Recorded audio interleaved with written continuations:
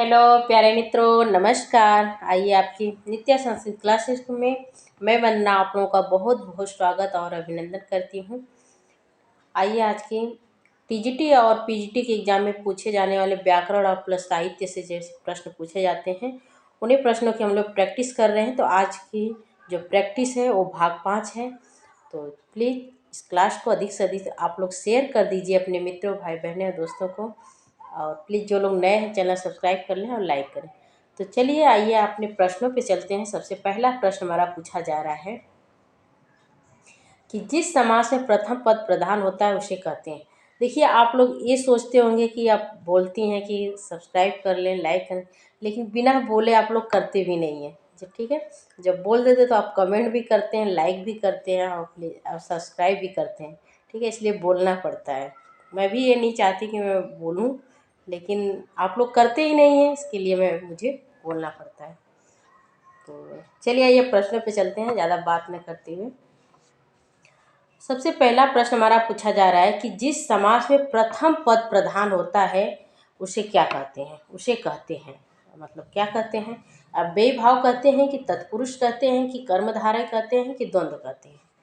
बताइए आप लोग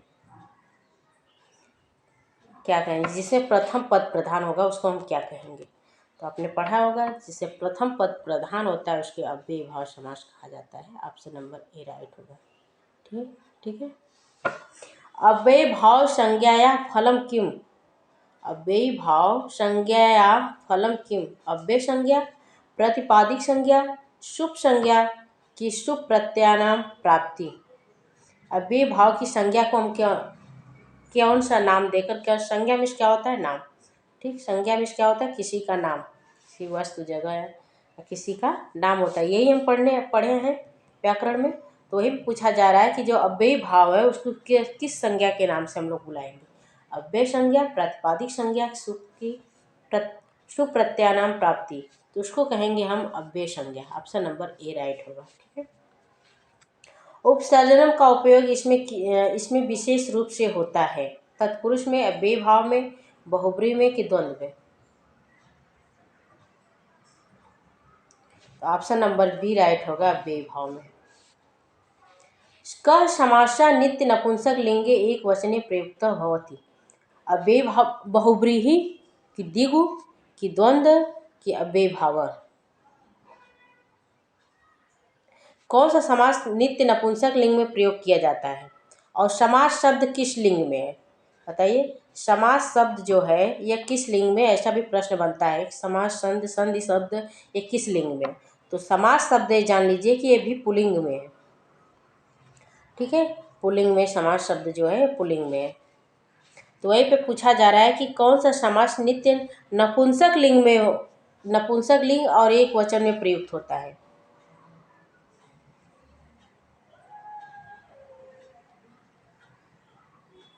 बताइए। तो ऑप्शन नंबर इसमें डी राइट होगा, अव्ययी भाव। अव्ययी भाव समासे सहस्य सह इति आदेश केन सूत्रेण विधीयते? अव्ययी भावश्च अनश्च अव्ययी भावे च काले नस्तत् तद्धिते।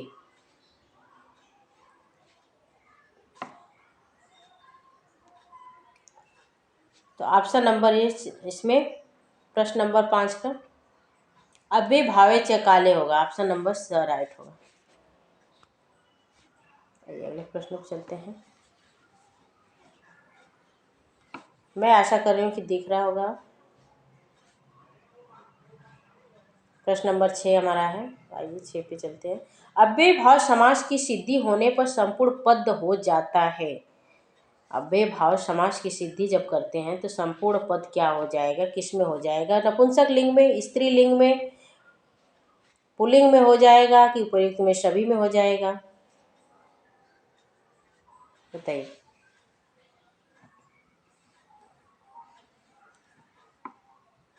तो अभी हमने ऊपर पढ़ा कि जो अव्ययी भाव के समास करते हैं तो वो नपुंसक लिंग में होगा। ऑप्शन नंबर सी राइट होगा। पंचमी विनाशारो विभक्ति अम भाव अस्मिन् समासे विधीयते। तत्पुरुषे, बहुव्रीहो, द्वंद्वे, अव्ययी भावे। तो ऑप्शन नंबर द राइट होगा बी भावे।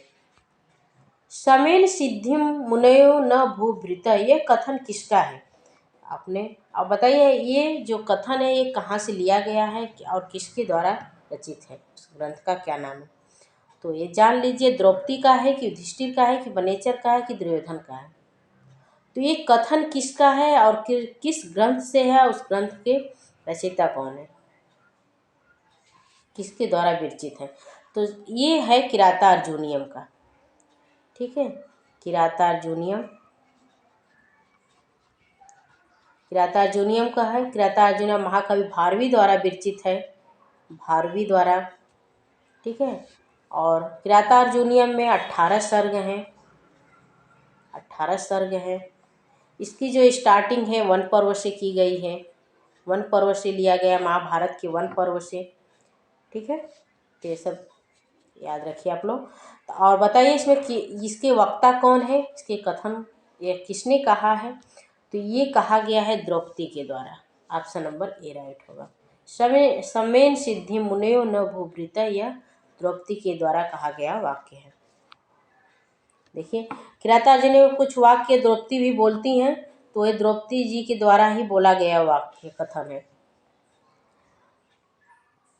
दिवसाम विधायताय विधातुम इच्छित, के विधायताय विघाताय, पद में धातु है, घ्रा धातु से है कि हन धातु से है कि विद धातु से है कि घात धातु से है?